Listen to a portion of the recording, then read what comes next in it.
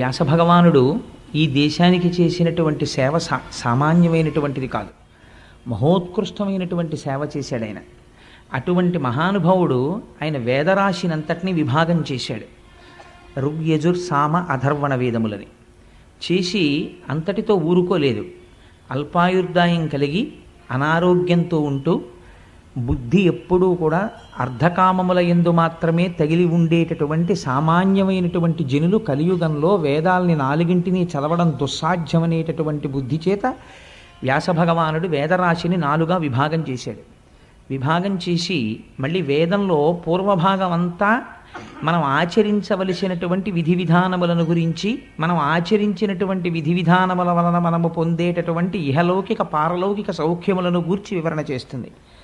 ఉత్తర భాగం అంతా కూడా మళ్ళీ మనం ఒక అమ్మ కడుపులో ప్రవేశించవలసినటువంటి అవసరం లేకుండా ఇదే తుట్ట జన్మ చేసుకోవడం కోసమని ఏ జ్ఞాన సముపార్జన చేయడం చేత జ్ఞానాత్ కేవల కైవల్యం, ఆ జ్ఞానము చేత మాత్రమే కైవల్యం లభిస్తుంది. అందుచేత పునరావృత్తి రహిత శాశ్వత శివ సాయుధ్య సిద్ధి కొరకు ఏ జ్ఞానమును మనం పొందాలో అటువంటి జ్ఞానాన్ని వేదము యొక్క ఉత్తర భాగము ప్రతిపాదన చేస్తుంది.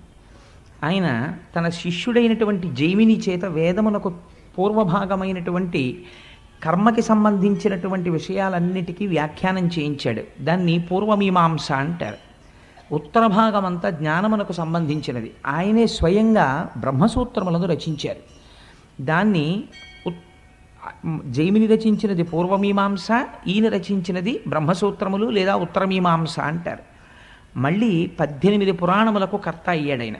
18 పురాణములను రచించాడు. పురాణం రచించడం అంటే ఆయన ఏదో పురాణం చెప్తున్నాడు రా అంటారు. అంత తేలిక కాదు. సర్గశ్చ ప్రతిసర్గశ్చ వంశో మన్వంతరాణిచ అని వంశాలు చరితం చేయవా పురాణం పంచలక్షణం. పురాణమునకు 5 లక్షణములు ఉండాలి. సర్గ ప్రతిసర్గ అని విభాగం ఉండాలి. గొప్ప గొప్ప వంశములను గురించి ప్రస్తావన చెయ్యాలి. వంశో మన్వంతరాణిచ, అనేక మన్వంతరములలో జరిగినటువంటి విశేషాల్ని చెప్పాలి. అది భగవత్ సంబంధంగా దాన్ని ప్రతిపాదన చెయ్యగలిగినటువంటి శక్తి ఉండాలి. అటువంటి వాడు తప్ప పురాణాన్ని చెప్పలేడు. అటువంటి పురాణాల్ని రచించినటువంటి మహానుభావుడు వేదవ్యాసుడు ఆయన 18 పురాణములను రచన చేశాడు. అందులో మనకి జ్ఞాపకం ఉండడం కోసమని ఒక తేలిక సూత్రాన్ని ఒకదాన్ని పెద్దలు ప్రతిపాదన చేస్తూ ఉంటారు. మద్వయం బద్వయం చైవ భ్రత్రయం వ చతుష్టయం అనాపలింగ కోస్కాని పురాణాన్ని పృథక్ పృథక్ అని. మద్వయం, మద్వయం అంటే మకారంతో 2 పురాణాలు ఉంటాయి. ఒకటి మార్కండేయ పురాణము, రెండవది మత్స్య పురాణము. మద్వయం బద్వయం చైవ, బా మీద 2 ఉంటాయి, భాగవతము భవిష్య పురాణము. మద్వయం బద్వయం చైవ భ్రత్రయం, బ్రా మీద 3 ఉంటాయి. అవి బ్రహ్మపురాణము, బ్రహ్మాండ పురాణము, బ్రహ్మ వైవర్త పురాణము. భ్రత్రయం చైవ వచతుష్టయం, వకారం మీద 4 ఉంటాయి. అవి వరాహ పురాణము, విష్ణు పురాణము, వామన పురాణము, వాయు పురాణము. అందుకని 4 పురాణాలు. వచతుష్టయం అనాపలింగ కూస్కాని, అనేటటువంటి అనాపలింగ కోస్కాని అన్నప్పుడు ఒక్కొక్క అక్షరానికి మళ్ళీ ఒక్కొక్క పురాణం వస్తూ ఉంటుంది. నా అంటే నారద పురాణం, ప అంటే పద్మపురాణం, లిం అంటే లింగ పురాణం, గ అంటే గరుడ పురాణం, కు అంటే కూర్మ పురాణం, స్కా అంటే స్కాంద పురాణం. ఇలాగా మద్వయం బద్వయం చైవ భ్రత్రయం వ చతుష్టయం అనాపలింగ కోస్కాని పురాణాన్ని పృథక్ పృథక్ 18 పురాణములను రచించాడు. ఈ 18 పురాణములను రచించి తాను వేదములను విభాగము చేసినప్పుడు ఒక్కొక్క వేదము ఒక్కొక్క శిష్యుడికి అప్పచెప్పాడు. వ్యాసుడు చేసినటువంటి సేవ అంతా ఇంత కాదు. మహానుభావుడు అందులో మొట్టమొదటిదైనటువంటి ఋగ్వేదాన్ని పైలుడు అనబడేటటువంటి ఒక శిష్యుడికి పూర్ణంగా నేర్పాడు. నేర్పి ఆయన ఆధిపత్యం వహించాడు దాని శాఖలకి. అంచేత పైలుడికి ఋగ్వేదం నేర్పాడు. యజుర్వేదాన్ని వైశంపాయనుడు అనబడేటటువంటి ఋషి తెలుసుకున్నారు. అలాగే సామవేదాన్ని జైమిని పూర్ణంగా అవగాహన చేసుకున్నాడు. అధర్వణ వేదాన్ని సుమంతువు అనబడేటటువంటి ఒక ఋషికి తెలియచేశారు. ఈ 18 పురాణములను రోమహర్షణుడు అనబడేటటువంటి ఒక మహానుభావుడికి నేర్పారు. ఆ రోమహర్షణుని యొక్క కుమారుడే సూతుడు. ఆ సూతుడు పురాణ ప్రవచనం చేస్తూ ఉంటాడు. అందుకే మీరు ఎప్పుడైనా ఎక్కడైనా ఏదైనా విషయం వినవలసి వస్తే శౌనకాది మహర్షులు సూత భగవానుణ్ణి సేవించి నువ్వు మాకు ఏదైనా పురాణాన్ని చెప్పవలసింది అని అడిగితే సూతుడు పురాణ ప్రవచనం చేస్తూ ఉంటాడు. ఆ రోమహర్షణుని కుమారుడు సూతుడు. ఆశ్చర్యం ఏమిటంటే పురాణ వాంగ్మయాన్నంతటినీ కూడా ప్రవచనం చేసినటువంటి వాళ్ళు సూతుడు రోమహర్షణుడు అయితే ఒక్క భాగవతాన్ని మాత్రం శుకబ్రహ్మ చెప్పారు. శుకబ్రహ్మ సాక్షాత్ వేదవ్యాసుని యొక్క కుమారుడు. ఆయన పుట్టుక చేతనే అపారమైనటువంటి జ్ఞాన వైరాగ్యములు భక్తి కలిగినటువంటి వాడు. ఎంత వైరాగ్య భావన కలిగిన వాడంటే ఆయన మంచి నిండు యవ్వనంలో ఉన్నటువంటి రోజులలో తండ్రి గారు ఆయన్ని వివాహం చేసుకోమని అడిగారు. దేవీ భాగవతం చాలా విశేషంగా వర్ణన చేస్తుంది. చేస్తే ఆయన నాకు వివాహం అక్కర్లేదు, ఈ లోకమంతా దుఃఖభూయిష్టమైపోయింది, నేను ఆనందాన్ని అనుభవించాలి, నేను బ్రహ్మైక్య సిద్ధి కొరకు తపస్సు చేస్తాను అని చెప్పి అరణ్యములను పట్టి వెళ్ళిపోతున్నాడు. వెనక నుంచి వ్యాసుడు పుత్రుడి మీద ఉన్న కాంక్ష చేత హాపుత్ర హాపుత్ర అని అరుస్తూ వెంట వస్తున్నాడు. వస్తుంటే శుకుడు అనలేదుట ఓయ్ అని. అంతటా ఆత్మతత్వాన్ని చూడడానికి అలవాటైపోయినటువంటి శుకుడికి బదులుగా అరణ్యంలో ఉన్న చెట్లన్నీ ఓయ్ ఓయ్ అని జవాబు చెప్పేట వ్యాసుడికి. అంతటి బ్రహ్మనిష్టాగరిష్ఠుడై యవ్వనమునందే ఒంటి మీద బట్ట లేకుండా వెళ్ళిపోతుండేవాడు. శుకుడంటే ఎంత గొప్పవాడో తెలుసా అండి. అందుకే ఒక్క భాగవతం మాత్రం వేరొకరితో చెప్పించలేదు. భాగవతం చెప్పడానికి ఒక సమర్థత చూశాడు ఈశ్వరుడు. ఏమా సమర్థత అంటే, కుశ అన్నమాట మీరు వినుంటారు. కుశ అంటే దర్భ. దర్భ చేతితో పట్టుకున్నంతసేపు కర్మాచరణము చేస్తాడు. కర్మాచరణము దేని కొరకు చేస్తారంటే, కర్మ చెయ్యగా చెయ్యగా చెయ్యగా చెయ్యగా ఇంటిని తుడుచుకుని బూజులన్నీ దులుపుకున్న తర్వాత పండగొచ్చే ముందు శుభ్రపడినటువంటి ఇల్లులా మీరు భగవద్భక్తితో కర్మాచరణము చేయగా లోపల ఉండేటటువంటి మనస్సు కంటిన మాలిన్యము తొలగి ఈశ్వరుడు వచ్చి కూర్చోడానికి, సత్కర్మాచరణము పూనికతో సంతోషంతో చెయ్యడానికి కావలసినటువంటి బుద్ధి యందు ఆనందప్రదమైన స్థితి ఏర్పడుతుంది. అప్పుడు దాని వలన జ్ఞానము కలుగుతుంది. ఆ జ్ఞానము చేత మోక్షము కలుగుతుంది. అందుకని మొట్టమొదట కావలసింది సత్కర్మాచరణము. ఈ సత్కర్మాచరణము చెయ్యడం అనేటటువంటిది దర్భలతో సంబంధం. ఎప్పుడు దర్భ పట్టుకుంటాడు. అందుకని కుశ అంటే దర్భని పట్టుకున్నవాడు. తిరగేయండి శుక అంటే ఇప్పుడు ఆయనకి కర్మాచరణము లేదు. కర్మాచరణము లేదంటే ఆయన కావాలని మానినవాడు కాదు, ఆయన చెయ్యడానికి కర్మ లేనివాడు. ఈ స్థితికి వెళ్ళిపోయినవాడు. ఎందుకని నిరంతరము బ్రహ్మమునందు రమిస్తూ ఉంటాడు. అది తప్ప వేరొక వస్తువు ఆయనకి తెలియదు. ఎప్పుడూ బ్రహ్మమునే చూస్తాడు, బ్రహ్మముతో కలిసి ఉంటాడు, బ్రహ్మమును పొందుతుంటాడు. ఇంత ఆనంది స్థితిని అనుభవించేటటువంటి వ్యక్తి శంకర భగవత్పాదులు కౌపీన పంచకం అని ఒక పంచకం చేశారు. అందులో అంటారు ఏంటి, అసలు కౌపీనం పెట్టుకున్నవాడంత భాగ్యవంతుడు ఈ ప్రపంచంలో ఎక్కడున్నాడు అన్నారు. ఎందుకని? వాడు అన్నీ విడిచిపెట్టి సర్వసంగ పరిత్యాగి అయి ఈశ్వరుడి పాదార విందములను సేవిస్తూ తిరుగుతున్నాడు. అటువంటి వాడికి ఇంద్రపదవి లభించినా సరే తిరస్కరిస్తాడు. నాకు అక్కర్లేదు, నాకు ఇందులో తృప్తి ఉందంటాడు. అటువంటి మహానుభావుడైనటువంటి శుకుడు నిరంతరము ఆనందం అనుభవించేవాడు. ఆయన ఏదైనా ఒక ప్రదేశానికి వస్తే ఒక ఆవు పాలు పితకడానికి ఎంత సమయం పడుతుందో అంతకన్నా ఎక్కువ సమయం నిలబడేవాడు కాదు. ఎందుకు నిలబడేవాడు కాదు అంటే, ఒకవేళ అంతకన్నా ఎక్కువసేపు ఎక్కడైనా నిలబడితే ఆ ఊర్లో ఉన్న వ్యక్తులతో తనకి పరిచయం ఏర్పడితే ఆ పరిచయాల వల్ల ఇంతమంది తన మనసులో ప్రవేశించి వీళ్ళు ఫలానా వీళ్ళు ఫలానా వీళ్ళు ఫలానా అని గుర్తు పెట్టుకుని వీళ్ళందరినీ లోపల పెట్టుకుంటే ఈశ్వరుడితో సంగము తగ్గిపోయి లోకముతో సంగము పెరిగిపోతుందని ఒక ఆవు పాలు పితికిన కాలము ఎంత పడుతుందో అంతకన్నా ఎక్కువ ఉండకుండా తిరుగుతూ వెళ్ళిపోతుండేవాడు. అటువంటి మహానుభావుడు శుకుడు తనంత తానుగా వచ్చి 7 రోజుల పాటు కూర్చుని భాగవతాన్ని ప్రవచనం చేశాడు. ఎవరి కొరకు ప్రవచనం చేశాడు? నేను ఒకసారి సూర్యకళామందిరంలోనూ వెంకటేశ్వర ఫంక్షన్ హాల్లోనూ నాకు జ్ఞాపకం లేదు, కానీ ప్రవచనం చేస్తూ ఒక మాట అన్నాను. ఈ భాగవత ప్రవచనం అనేటటువంటిది ఎవరి కొరకు చేయబడినది అంటే, భాగవతం అందరూ వినలేరు అని శాస్త్రం. ఎందుచేత అంటే భాగవతం వింటే కొన్ని కోట్ల జన్మల తర్వాత మాత్రమే భాగవత శ్రవణం జరుగుతుంది. ఎందుచేత అంటే అన్ని పురాణములను రచించినట్టు వ్యాసుడు రచించలేడు దాన్ని. 17 పురాణములు రచించేశాడు. అప్పటికి మహాభారతాన్ని రచించేశాడు, వేద విభాగం చేసేశాడు, బ్రహ్మసూత్రాల్ని రచించేశాడు. అన్నీ రచించిన తర్వాత ఒకసారి సరస్వతీ నదీ తీరంలో తన ఆశ్రమానికి దగ్గరలో కూర్చుని ఉన్నాడు. మనస్సంతా ఏదో నైరాశ్యం ఆవహించింది, ఏదో నిరాశ, ఏదో లోటు, తాను ఏదో తక్కువ చేశాననేటటువంటి భావన, ఎక్కడో ఏదో చెయ్యడంలో అసంపూర్తిగా మిగిలిపోయింది అని. తను చేసిన కార్యక్రమాన్ని ఆలోచించాడు. వేదరాశినంతటినీ విభాగం చేశాను, 17 పురాణములను రచించాను, బ్రహ్మసూత్రములను రచించాను, పరాశరుడికి సత్యవతీదేవికి నారాయణాంశలో కుమారుడిగా జన్మించినందుకు నేను చేయగలిగినంత సేవ చేశాను, ఈశ్వరుడి పాదములు పట్టి సేవించాను, ధ్యానం చేశాను. అయినా నా మనస్సుకి ఎందుకో లోటుగా ఉంది. ఎందుకింత లోటుగా ఉంది అని ఆలోచన చేశాడు. ఆ ఆలోచన చేసినప్పుడు మహానుభావుడు నారదుడు దర్శనమిచ్చాడు. మనకి రామాయణం మొట్టమొదటి సంక్షేప రామాయణం చెప్పినవాడు నారదుడే, భాగవతం సంక్షేప భాగవతం చెప్పినవాడు నారదుడే. నారం దదాతీతి ఇది నారదః, ఆయన జ్ఞానాన్ని ఇస్తుంటాడు.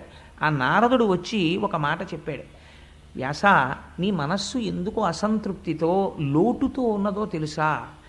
నువ్వు ఇన్ని విషయాల్ని రచించావు, భారతాన్ని రచించావు, కానీ భారతంలో కృష్ణ కథ ఎక్కడ చెప్పినా ధర్మము తప్పినటువంటి కౌరవులు ఎటువంటి స్థితిని పొందుతున్నారు, ధర్మమును పట్టుకున్నటువంటి పాండవులు ఎటువంటి స్థితిని పొందుతున్నారు అన్న ప్రధాన కథకి అనుసంధానము చేశావు కృష్ణ కథని తప్ప కృష్ణ భక్తుల యొక్క చరిత్రని, ఈ ప్రపంచమంతా ఎలా పరిఢవిల్లుతోందో, ఈ విశ్వము ఎలా సృష్టింపబడిందో, పంచభూతములు ఎలా వచ్చాయో, భగవంతుని యొక్క నిర్హేతుక కృపచేత ఆయన సృష్టికర్తయ్యి, స్థితికర్తయ్యి, ప్రళయకర్తయ్యి ఈ లోకాన్ని ఎలా పరిపాలన చేస్తున్నాడో నువ్వెక్కడా చెప్పలేదు. ఆ కారణం చేత నీ మనస్సులో ఎక్కడో చిన్న లోటు ఏర్పడింది. ఇది పూర్తి చేయడానికి నువ్వు భాగవత రచన చెయ్యి అని ప్రబోధం చేశాడు. అప్పుడు ఆనందాన్ని పొందినటువంటి వాడై వ్యాసభగవానుడు ధ్యానమగ్నుడై ఆచమనం చేసి కూర్చుని అప్పుడు భాగవతాన్ని రచించడం ప్రారంభించాడు. ఇంత చేసిన తరువాత ఏది చెయ్యడం మిగిలిపోయిందని వ్యాసుడు నైరాశ్యం చెందాడో, ఏది అందించడం చేత తన జన్మ సార్థకత పొందుతుందనుకున్నాడో, ఏది అందించిన తరువాత, ఏది తెలుసుకున్న తర్వాత మనిషిలో ఒక గొప్ప మార్పు వస్తుందో, కొన్ని కోట్ల జన్మల నుంచి మనసు ఏది పట్టుకోకపోవడం వల్ల అలా తిరిగిందో, ఏది పట్టుకోవడం వల్ల మనుష్య జన్మకి సార్థకత సిద్ధిస్తుందో, అటువంటి మహౌషధాన్ని మహానుభావుడు అందించడం ప్రారంభం చేశాడు. అందుకే అది వేరొకరు చెప్పడానికి కుదరదు. అది సాక్షాత్తుగా ఉపనిషత్తుల యొక్క సారాంశము. జ్ఞానమంతా కూడా భాగవతమునందు నిక్షేపింపబడింది. ఇది చెప్పడానికి శుకబ్రహ్మ మాత్రమే చెప్పాలి. అందుకని తన కుమారుడైనటువంటి శుకబ్రహ్మకి భాగవతాన్ని ప్రబోధం చేసి ఆ భాగవతం శుకబ్రహ్మ పరీక్షిత్ మహారాజు గారికి 7 రోజులు చెప్పాడు. ఎటువంటి పరిస్థితిలో చెప్పాడు? భాగవతం చెప్పబడినటువంటి పరిస్థితిని మీరు విచారణ చేయాలి. చెప్పినది 7 రోజులే, అంతకన్నా ఒక్కరోజు చెప్పలేదు. ఎందుకు 7 రోజులు చెప్పవలసి వచ్చింది? అసలు పరీక్షిత్తుకి శాపం ఎందుకు వచ్చింది? ఎందుకు విన్నాడు? ఈ విషయాలు రేపు ఎలాగో కథాభాగంలో వచ్చేస్తాయి. వచ్చినప్పుడు మీరు వాటిని విందురు కానీ కలిపురుషుడు ఎందుకు వచ్చాడు, అసలు ఎందుకు విభాగం చేశారు, ఎందుకు పరీక్షిత్తుకి అటువంటి శాపం వచ్చింది, వచ్చాక ఏం చేశాడు అసలు నిజంగా, ఆ గంగ ఒడ్డుకి ఎలా వెళ్ళాడు, ఈ విషయాల్ని రేపు విచారణ చేద్దాం మనం. కానీ 7 రోజుల పాటు భాగవతం చెప్పాడు. 7 రోజులు చెప్పడం వల్ల సాధారణంగా భాగవతాన్ని సప్తాహము అంటుంటారు.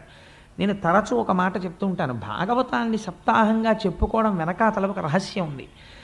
ఏమి సప్తాహమని ఎందుకు చెప్పుకుంటారంటే, ఒక మనిషి ఎన్ని సంవత్సరములు బ్రతకనివ్వండి, 80 ఏళ్ళు బ్రతకనివ్వండి, 90 ఏళ్ళు బ్రతకనివ్వండి, శతమానం భవతి శతాయు పురుష స్థితేంద్రియ ఆయుష్దేవేంద్రియే ప్రతిష్టతి, 100 ఏళ్ళు పూర్ణంగా బ్రతకనివ్వండి. ఎన్ని రోజులు బ్రతికాడు? 7 రోజులే బతుకుతాడు. ఎందుచేత? ఎన్ని సంవత్సరములు బ్రతికినా అతను బ్రతికినవి ఆది సోమ మంగ బుధ గురు శుక్ర శని, ఇంతకన్నా లేవు. 8వ రోజు బతికింది ఒకటి నాకు చూపించండి, ఉండదు. ఎప్పుడు చచ్చిపోతాడు? ఈ 7 రోజుల్లోనే చచ్చిపోతాడు. అయ్యా అలా కుదరదండి, నేను దేశాన్నంతటినీ ఏలినవాడిని, లేకపోతే నేను చాలా విద్వాంసుణ్ణి, నేను మహాపండితుణ్ణి, నేను గొప్ప జ్ఞానిని, నేను కూడా అందరిలా 7 రోజుల్లో పోవడం ఏమిటి, నాకు 8వ రోజు ఉండదా? ఉండదు. ఎవరైనా 7 రోజుల్లోనే వెళ్ళిపోవాలి, ఆ 7 రోజుల్లోనే పుట్టాలి, ఆ 7 రోజులే ఉండాలి, ఆ 7 రోజులే తిరగాలి. కాబట్టి భాగవతం సప్తాహం అంటే నువ్వు ఏ రోజున భగవంతుణ్ణి స్మరించడం మానేశావో ఆ రోజు ఆ ఇల్లు పరమ అమంగళకరమైన రోజు. ఎందుచేత? ఆ రోజు భగవంతుని ఎడ విస్మృతి కలిగింది కాబట్టి తను భగవన్నామమును పలకలేదు, ఈశ్వరుడికి నమస్కరించలేదు, ఈశ్వరుడి గురించిన తలంపు లేదు. ఆ రోజు తాను ఉండి మరణించిన వాడితో సమానము. కాబట్టి ఇప్పుడు ఆ రోజుని ఇంట్లో ఏం తిరిగింది? నడయాడిన ప్రేతం ఒకటి తిరిగింది, ఒక శవం ఆ ఇంట్లో నడిచింది. కాబట్టి ఇప్పుడు అమంగళమైంది. కాబట్టి ఏది బ్రతుకు? నిజమైన బ్రతుకేది అంటే నిజమైన బ్రతుకు ఈశ్వరుని యొక్క నామస్మరణమే. భగవంతుడి నామమును ఎవరు స్మరిస్తాడో వాడు మాత్రమే బ్రతికి ఉన్నవాడు. అయితే స్మరిద్దామంటే అంత తేలికగా స్మరణకు వస్తుందా? ఆ వస్తువు యందు మీకు ప్రీతి ఏర్పడితే మీకు మనసు స్మరించడానికి అవరోధం ఉండదు. మీరు ఎక్కడ కూర్చోండి, మీకు ఏ వస్తువు ఇష్టమో ఆ వస్తువుని స్మరిస్తుంది. ఎందుకు ఇష్టం, ఎందుకు స్మరిస్తోంది? మనస్సు ఆ వస్తువు యందు ప్రీతి చెందింది కాబట్టి స్మరిస్తోంది. ఈశ్వరుణ్ణి ఎందుకు స్మరించడం లేదు అంటే ఈశ్వరుడు యందు ప్రీతి చెందలేదు కనుక. ఆ ప్రీతి ఎందుకు ఏర్పడలేదు? ఇప్పుడు మనస్సుకి భగవంతుని పట్ల ప్రీతితో తిరగడానికి కావలసినటువంటి బలాన్ని వ్యాస భగవానుడు భాగవతమనందు ప్రతిపాదన చేస్తారు. అందుకే భాగవతం ఎవరు వింటారో వాళ్ళ మనస్సు తెలిసో తెలియకో ఈశ్వరుడి వైపుకి తిరిగిపోతుంది. ఈశ్వరుడి వైపుకి తిరిగిపోతే ఏమవుతుందో నారదుడు చెప్తాడు. అక్కడ మీరు ఆ విషయాన్ని విందురు గాని. శుకబ్రహ్మ ప్రవచనం 7 రోజుల పాటు చేశారు. 7 రోజుల పాటు చేస్తే ఏమైంది? చచ్చిపోతానని బెంగెట్టుకున్నాడు పరీక్షిత్తు. భాగవతం అంతా విన్నాడు. ఆయన అన్నాడు, ఈ శరీరం చచ్చిపోతుంది, బెంగలేదన్నాడు. ఇప్పుడు తెలిసిపోయింది అంతే. ఏం తెలిసిపోయింది? చచ్చిపోవడం అనేటటువంటిది అసలు ఆత్మకి లేదు. మరి ఏది చచ్చిపోతోంది? శరీరం చచ్చిపోతోంది. పుణ్యం చేసినా, యజ్ఞం చేసినా, యాగం చేసినా, తపస్సు చేసినా, అశ్వమేధయాగములు చేసినా, తాను ధనస్సు పట్టుకుని దేవతల పక్షాన నిలబడి యుద్ధం చేసినా, కల్పములు మారిపోయినా, యుగాలు మారిపోయినా శరీరము పడకుండా ఉంటుందా? ఉండదు, పడి తీరుతుంది. ఎంతటి వాళ్ళ శరీరము పడిపోయింది, ధ్రువుడంతటి వాడి శరీరం పడిపోయింది. ఎవరి శరీరమైనా పడిపోవలసిందే. పడిపోయేటటువంటి సత్యము శరీరమునకు చెందినది. అది పడిపోయి తీరుతుంది. కానీ పడదు అని ఒక అసత్యమునందు నువ్వు పూనిక పెట్టుకున్నావు. ఇది పడదు. ఈ భ్రాంతి చేత లోకమునందు సంగము కలిగి చేయకూడని పనులన్నింటికీ చెయ్యడానికి ఆది ఎక్కడ పడింది అంటే ఇది ఉండిపోతుందన్న భ్రాంతి. ఇది వెళ్ళిపోతుంది, ఇది వెళ్ళిపోతున్నది వెళ్ళిపోయి తీరుతుంది, వెళ్ళనిది ఎప్పుడూ వెళ్ళదు. కాబట్టి నేననబడినది ఆత్మ అయితే దానికి చావు లేదు, నేననబడినది శరీరం అయితే ఇది చచ్చిపోయి తీరుతుంది.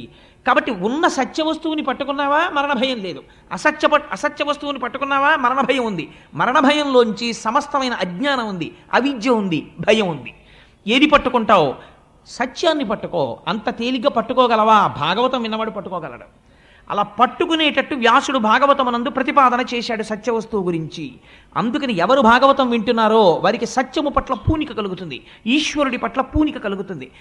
ఆయన పాదములు పట్టుకున్న వాళ్ళు ఎలా తరించారో భగవంతుని యొక్క భక్తుల గాథలు ఆవిష్కరింపబడతాయి. అందున ఆశ్చర్యం ఏమంటే జరిగి భాగవతం ఉత్తరాయణంలో వచ్చింది మనకి. మనం ఇప్పుడు చెప్పబోతున్నటువంటి భాగవతం ఉత్తరాయణ పుణ్యకాలంలోకి వచ్చింది. పైగా మొదలుపెట్టి 4 రోజులు అవదు, రథసప్తం వచ్చేస్తుంది. ఇంకొక 4 రోజులు అవదు, భీష్మేకాదశి వచ్చేస్తుంది. భీష్ముడు స్తుతి చేశాడు శ్రీకృష్ణ భగవానుడి భాగవతంలో. ఎంత అద్భుతమైన స్థుతో! నేను ఒక్క మాట చెప్తున్నాను, మీరందరూ ఇలా చెప్తే ఏదో ఒక సోపుకో లేకపోతే ఒక రేజర్కో ఒక బ్లేడుకో అడ్వర్టైజ్ చేసుకున్నట్టు ఇలా చెప్తే మీరు వస్తారని నేను చెప్పట్లేదు. నేను ఒక్క మాట చెప్తున్నాను. నేను వెంకటేశ్వర ఫంక్షన్ హాల్లో భాగవతం చెప్తూ ఒక మాట అన్నాను. శుకబ్రహ్మ భాగవతం ఒక్కరికే చెప్పాడు, పరీక్షిన్ మహారాజుకి. భాగవతం చెప్పేటటువంటి వాడు జనం గురించి చూడకూడదు అన్నాడు. ఈశ్వరుడు నన్ను పరీక్ష పెట్టాలనుకున్నాడు. నువ్వు నిలబడగలవా, నేను చూస్తాననుకున్నాడు. ఒక 4 రోజులు అయిన తర్వాత ఒక పెద్ద తుఫాను వచ్చింది. తుఫాను వస్తే నాకు రేపాక సుబ్బారావు ఫోన్ చేశారు, ఏమండి చాలా తుఫానుగా ఉంది, ఎవ్వరూ బయటికి రాలేరు. కాబట్టి హాలు నిండిపోయి బయటికి కుర్చీలేసి ఇన్నాళ్ళు మీరు భాగవతం చెప్పారు. ఇప్పుడు ఇవాళ మొత్తం వెంకటేశ్వర ఫంక్షన్ హాల్లో 2 ఉంటే గొప్ప, చెప్పేస్తారా అని అడిగారు. అడిగితే నేనన్నా 2 కూడా లేకపోతే ఎందుకైనా మంచిదని మా ఆవిడ్ని దొరగారిని తీసుకొస్తున్నాను, చెప్పేస్తానన్నాను. శుకుడు పరీక్షిత్తుకు ఒక్కడికే చెప్పాడు, నేను బయట తుఫానుగా ఉందని ఒకరోజు వాయిదా వేసే నైతిక అధికారం నాకెక్కడిది? అలా వేసిన నాడు ఇక వేరొకసారి భాగవతం ముట్టుకోవడానికి నాకు అధికారం ఈశ్వరుడు ఇవ్వడు అని నా భార్యని తీసుకుని వెడితే ఆ రోజు ఎలా వచ్చారో నాకు తెలియదు. ఆశ్చర్యం, ఏదో 200-300 మంది వచ్చారనుకోండి పాపం. నేను దాని గురించి పెద్ద ప్రాధాన్యత ఇవ్వడం లేదు. ఆ రోజు భాగవతం చెప్పేశాను. తర్వాత రోజు చాలామంది అడిగారు, అదేంటంటే తుఫాన్లో చెప్పేశారా అని. తుఫాన్లో చెప్పేయడం కాదు, అది అలా చెప్పాలని ఉందంతే శాస్త్రంలో. శుకుడు అలా చెప్పాడు, పరీక్షిత్ కోసం చెప్పాడంతే. ఒక్క వ్యక్తి ఆర్తి పొందాడు, జనన మరణములంటే ఏమిటో తెలుసుకోవాలని. ఆవు పాలు పితకడానికి ఎంత సమయం పడుతుందో అంతకన్నా ఎక్కువసేపు ఉండనివాడు 7 రాత్రులు 7 పగళ్ళున్నాడు కూర్చుని. కూర్చుని పరీక్షిత్తుకు చెప్పాడు. అది ఔదార్యం, గురువు యొక్క ఔదార్యం. అలా శుకుడు చెప్పి ఉండి ఉండకపోతే ఇవాళ భాగవతం ప్రవచనం లేదు, భాగవతం అందింపబడదు లోకానికి. అటువంటి మహాత్ములు చెప్పినటువంటి భాగవతాన్ని మనం చెప్పేటప్పుడు ఆ పూనికతో చెప్పాలి కదా అని ఆ రోజు మొదటి రోజు అన్న మాటకి ఈశ్వరుడు వెంటనే పరీక్ష పెట్టాడు. సరే, అందుచేత నేను ఈ విషయాన్ని ఎందుకు ప్రస్తావన చేయవలసి వచ్చింది అంటే, 7 రోజులు విన్నటువంటి పరీక్షిత్తు ఏం తెలుసుకున్నాడు? 7 రోజులు విన్న పరీక్షిత్తుకి మరణము రాకుండా పోలేదు, గుర్తుపెట్టుకోండి.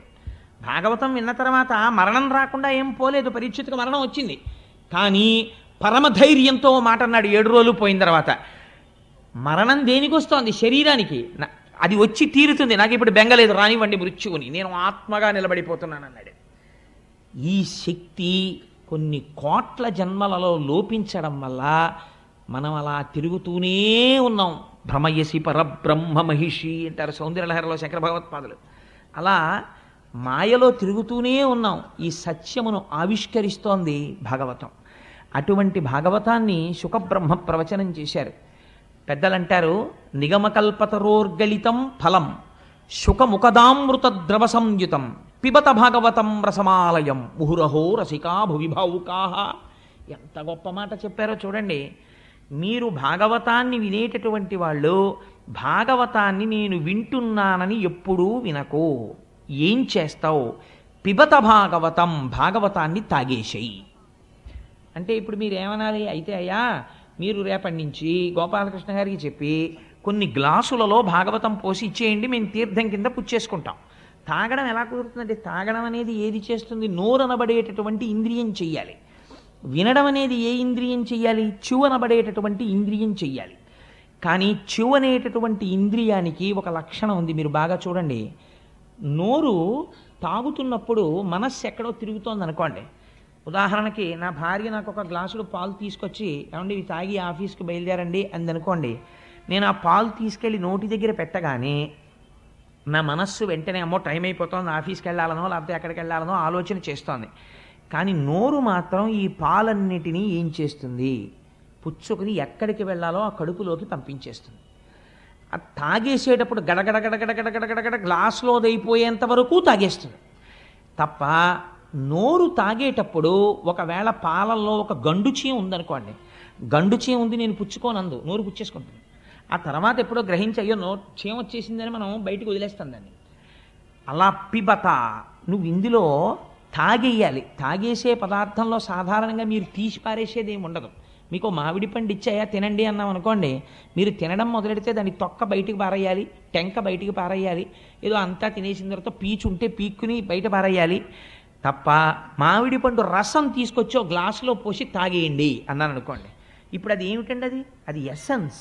మొత్తం మామిడి పండు తాలూకా మొత్తం శక్తి ఆ గ్లాసులో ఉంది. ఇప్పుడు మీరు ఏమీ చెయ్యక్కర్లేదు. నాకు పళ్ళు లేవండి, నేను నవలలేనండి, పళ్ళల్లో పీచు దూరుతుందండి, ఏ కంప్లైంటు మీరు చేయడానికి అవకాశం లేదు. గడగడ గడగడ గడగడ తాగేయడమే. అలా త్రాగగలవా భాగవతాన్ని? అయితే కూర్చో సభలో. పిబత భాగవతం రసమాలయం. ఇది ఏమిటో తెలుసా? భాగవతం అంటే రసమాలయం, రసోవై సహా. దీని ఎందున్నవాడు భగవానుడొక్కడే. ఇది కేవలము భగవంతుడే, శబ్దరూపముగా వస్తున్నది భగవంతుడు వస్తున్నాడు. దాన్ని నువ్వు చెవులతో పట్టి తాగేసేయి. విడిచిపెట్టావా జారి కింద పడిపోతుంది. అందుకని త్రాగేసేయి. పిబత భాగవతం రసమాలయం. ఏమిటండి దాని గొప్పతనం అంతలా మేము తాగేయడానికి అంటావేమో. నిగమకల్ప తరోర్గలితం ఫలం. నిగమములు అంటే వేదములు. వేదములనబడేటటువంటి కల్పవృక్షం ఒకటి ఉన్నది. ఈ వేదములను సేవించడం చేత మీకు కావలసినటువంటి సమస్తమైన కోరికలను మీరు తీర్చుకోగలరు. అటువంటి వేదములనబడేటటువంటి కల్పవృక్షముల యొక్క శాఖల చివర పండు పండింది. వేదముల యొక్క చివర ఏముంటాయి? ఉపనిషత్తులు ఉంటాయి. ఉపనిషత్తులు జ్ఞానమును ప్రబోధం చేస్తాయి. ఉపనిషత్తులనబడేటటువంటి జ్ఞానమును బోధించేటటువంటి వేదముల యొక్క చివర ఉన్నటువంటి శాఖల చివరి భాగమునందు పండినటువంటి పండు ఉపనిషత్తుల చేత ప్రతిపాదింపబడిన పరబ్రహ్మము యొక్క స్వరూపము. ఈ పరబ్రహ్మ స్వరూపము ఇవాళ పండుగా పండింది. ఈ పండునేం చేసింది? బాగా పండిందా లేదా మనం ముట్టి చూస్తాం. అదే ఒక చిలక కొట్టింది అనుకోండి, చిలక కొట్టుడురా బాగుంటుంది రుచిగానని తినేస్తాం. దీన్ని చిలక కొట్టింది, చిలక ఎంగిలి చేసింది. ఎవరా చిలక? శుకబ్రహ్మ. శుకుడు తన నోటి ద్వారా ప్రవచనం చేశాడు. దేని మీద ఆపేక్ష లేనటువంటి ఒక మహాపురుషుడు ప్రవచనం చేశాడు. అటువంటి శుకబ్రహ్మ నోట్లోంచి వచ్చింది. అందుకని నిగమకల్పతరోర్గళితం ఫలం శుకముఖదామృత ద్రవ సంయుతం పిబత భాగవతం. ఆ భాగవతాన్ని తాగేసేయి. రసమాలయం, ఇది ఈశ్వరుడితో నిండిపోయింది. రసమాలయం ముహురహో రసికా భువి భావుకాహ. భూమి యందు నువ్వు భావుకుడు అయితే నువ్వు చేయవలసినటువంటి ప్రధాన కర్తవ్యం ఇదే, భాగవతాన్ని తాగేసేయి. అందుకని అంత గొప్ప భాగవతం ఈ భాగవతము. ఇటువంటి భాగవతాన్ని సంస్కృతంలో మహానుభావుడు 12 స్కందములలో ప్రవచనం చేశాడు వ్యాసుడు. చేస్తే మన అదృష్టం ఏమిటో తెలుసా అండి? దాన్ని ఆంధ్రీకరించినటువంటి మహానుభావుడు పోతనామాచ్యుల వారు.